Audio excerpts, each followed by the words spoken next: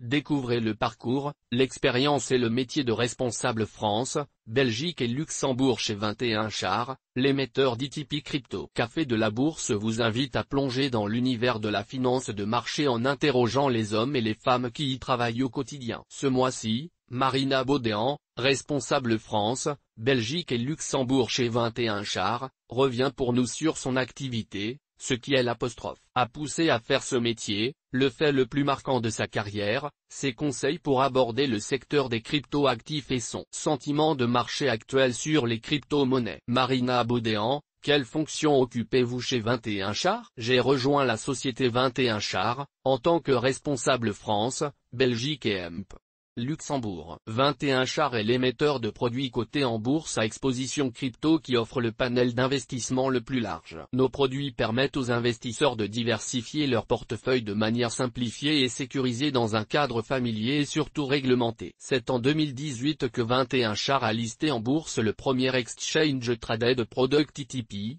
Crypto au monde 100% collatéralisé. 21 Char compte à ce jour plus de 35 produits cotés sur plus de 9 échanges. Nous sommes fiers d'avoir célébré récemment les 2 ans de notre premier produit coté sur Euronext Paris et comptons désormais 30 produits sur cette bourse. 21 Char continue de développer son offre grâce à une recherche de pointe et des produits innovants conçus pour révolutionner l'investissement dans les crypto-actifs en reliant finance traditionnelle, TradFi, et finances décentralisées, DeFi. Qu'est-ce qui vous a amené dans le monde des crypto-actifs? De formation commerciale après un bac scientifique, j'ai toujours été attiré par la technologie et surtout par la manière dont elle nous pousse à évoluer et à changer nos habitudes. Après plus de 20 ans dans l'automatisation des marchés de taux, cash et dérivés, tout d'abord en rejoignant la plateforme de trading Tradeweb, leader dans ce domaine, puis la banque d'investissement Barclays, j'ai eu envie de changement. J'ai eu l'opportunité d'assister à une conférence où il y avait un panel sur les cryptos. Je connaissais évidemment le terme générique mais ne m'étais jamais vraiment intéressé à l'avancée technologique que la blockchain et les crypto-actifs laissaient entrevoir. J'ai alors été frappé par la réaction de l'audience,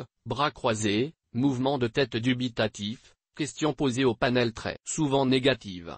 J'ai eu l'impression de faire un retour 20 ans en arrière, une sorte de déjà-vu, lorsque mes clients me disaient « Nous ne traiterons jamais les emprunts d'État en électronique, c'est un marché qui se traite à la voix ».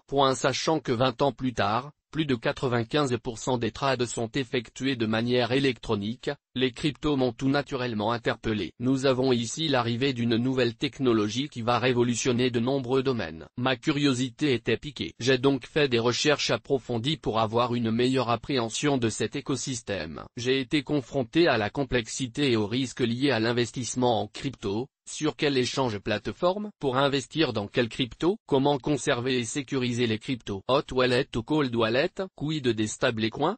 Autant de questions qui font que lorsque j'ai pris connaissance de l'offre de 21 Char, offrant la possibilité d'investir en crypto de manière simple et sécurisée à travers une banque ou un courtier en ligne, le tout dans un cadre réglementé, j'ai tout de suite adhéré au projet. J'apporte aux clients qui s'intéressent aux crypto-actifs en tant que diversification de portefeuille une solution efficace, transparente, et qui ne nécessite la mise en place d'aucune infrastructure particulière. Aujourd'hui, l'objectif principal est de démocratiser les crypto-actifs dans le cadre d'une diversification de portefeuille et de positionner 21 Char en tant que partenaire de premier choix grâce à notre recherche de qualité accessible à tous et basée sur les données de la blockchain, et à une qualité d'exécution tant au niveau de la liquidité que des spreads de nos produits. Quel est l'événement que vous considérez comme le plus marquant de votre carrière? Après plus de 20 ans dans la finance traditionnelle, dont 15 sur un trading floor à Londres, je dois dire que les événements marquants ne se comptent pas sur les doigts d'une seule main. Évidemment, le fait le plus marquant restera les attentats du 11 septembre 2001. Je travaillais chez Tradeweb à ce moment-là et c'est grâce à la technologie que l'entreprise a pu faire face à la situation qui avait anéanti les opérations à New York. Heureusement, aucune victime n'avait été à déplorer et je retiendrai principalement la force, le courage et la détermination de tous mes collègues pendant les mois qui ont suivi. À quoi les investisseurs en crypto devraient davantage prêter attention selon vous? L'éducation et la formation. Comme pour tout investissement, il est toujours recommandé de bien comprendre le produit dans lequel on souhaite investir, mais aussi de s'intéresser au projet société objet de l'investissement. C'est pour cela que chez 21 Char, nous mettons à l'honneur l'éducation. Tout investisseur doit être averti et comprendre son investissement, en particulier quand il s'agit d'un nouvel écosystème comme c'est est le cas pour les crypto-actifs. Notre équipe de recherche a d'ailleurs travaillé en collaboration avec CoinGecko, un fournisseur indépendant de données crypto pour établir un standard de classification des crypto-actifs afin d'aider les investisseurs à mieux appréhender cette nouvelle classe d'actifs. Car toutes les blockchains ne sont pas les mêmes et ne répondent pas aux mêmes caractéristiques, tout comme on ne va pas comparer une action tech avec une action industrielle. Il faut savoir dans quel cadre on se place. La sécurité. La structure des produits cotés en bourse, aussi appelés Exchange Traded Products, ETP, permet en effet d'avoir une exposition crypto sans avoir à détenir directement les crypto-actifs, comme cela serait le cas avec un investissement direct à partir d'un échange crypto. Si l'on prend le cas des ETP de 21 Char, 100% collatéralisé, l'actif sous-jacent est systématiquement mis en cold storage, c'est-à-dire en stockage hors chaîne, auprès de dépositaires indépendants, qui en assurent la conservation et offrent des garanties de niveau institutionnel. C'est-à-dire qu'il y a des assurances en place en cas de vol, perte de clés etc. Choses auxquelles les investisseurs n'ont pas nécessairement accès lorsqu'ils investissent directement dans les crypto-actifs car ils sont eux-mêmes responsables de la conservation des cryptos, ce qui n'est pas pour tout le monde. La diversification règle d'or de tout investissement. Les crypto-actifs sont un moyen parmi tant d'autres de diversifier un portefeuille d'investissement. C'est la classe d'actifs qui a le mieux performé sur les 10 dernières années. Donc oui, considérer une exposition à ce type d'actifs est tout à fait légitime. Mais là encore, prudence.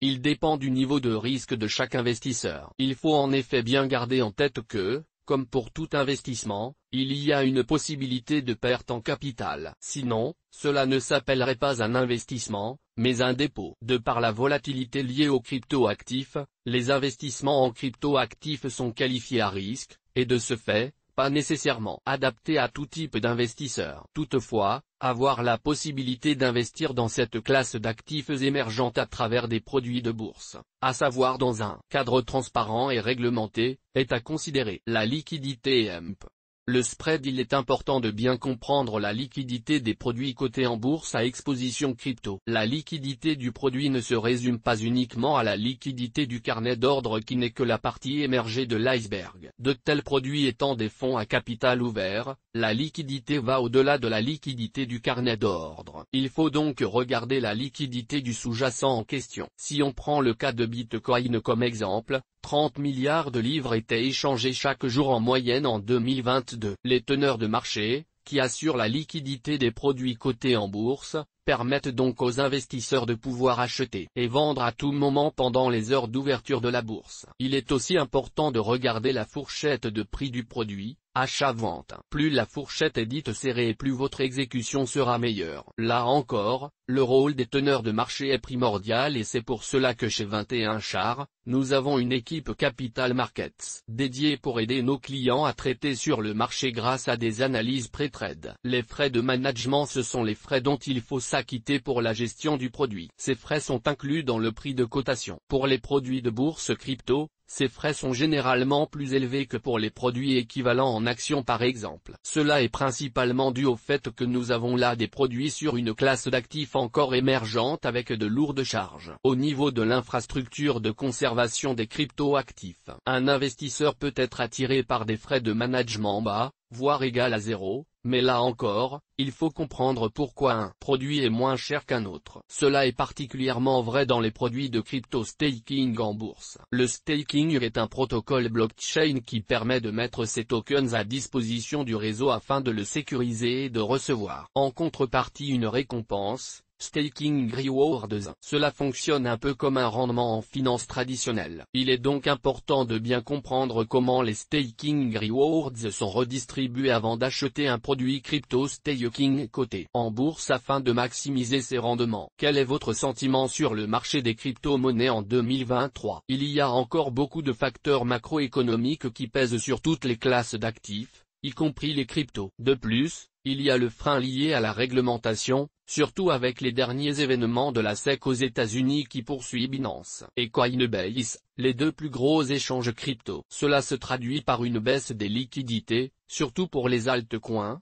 et comme en finance traditionnelle, par un flight to quality. Les performances sont là pour en témoigner avec un Bitcoin en hausse d'environ 80% depuis le début de l'année. Toutefois, tout n'est pas morose côté réglementation et on observe de belles avancées notamment en Europe avec la mise en place de MiCA prévue pour 2024, et auprès de régulateurs qui lancent des initiatives comme l'IMF qui vient de publier un discussion paper sur la finance décentralisée. L'industrie est en attente de clarification dans ce domaine, donc chaque initiative est appréciée. Si l'on s'intéresse à la finance traditionnelle, on remarquera de plus en plus d'initiatives mises en avant par des acteurs premiers plans. Casseis en France se lance dans la conservation de crypto à la suite de l'obtention d'un agrément PSAN, mais aussi BlackRock aux États-Unis qui a annoncé récemment sa demande d'enregistrement d'un ETF cash Bitcoin auprès de la SEC. Cela est très encourageant et témoigne de l'appétit grandissant des acteurs traditionnels pour les crypto-actifs. Il faut dire que le nombre de développeurs blockchain ne cesse d'augmenter et les cas d'usage se multiplient chaque jour. Cela est bien évidemment nécessaire pour une adoption de masse. Tout cela est extrêmement positif et ne fait que conforter le fait que je crois en la révolution technologique que nous sommes en train de vivre et je dirais même que je suis fier de pouvoir y participer. Il était difficile d'imaginer il y a 20 ans, lorsque l'on parlait de bulle Internet,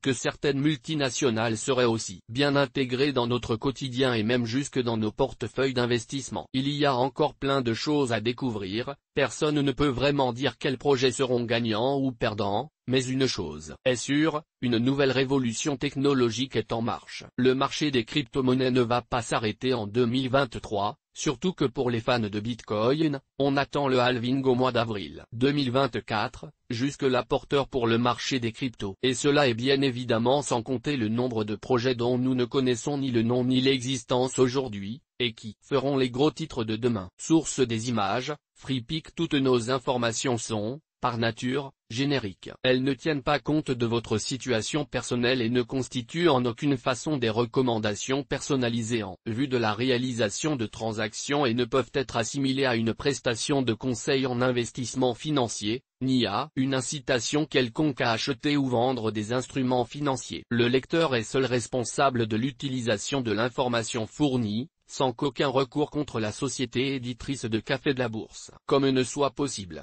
La responsabilité de la société éditrice de Café de la Bourse, comme ne pourra en aucun cas être engagée en cas d'erreur, d'omission ou d'investissement inopportun.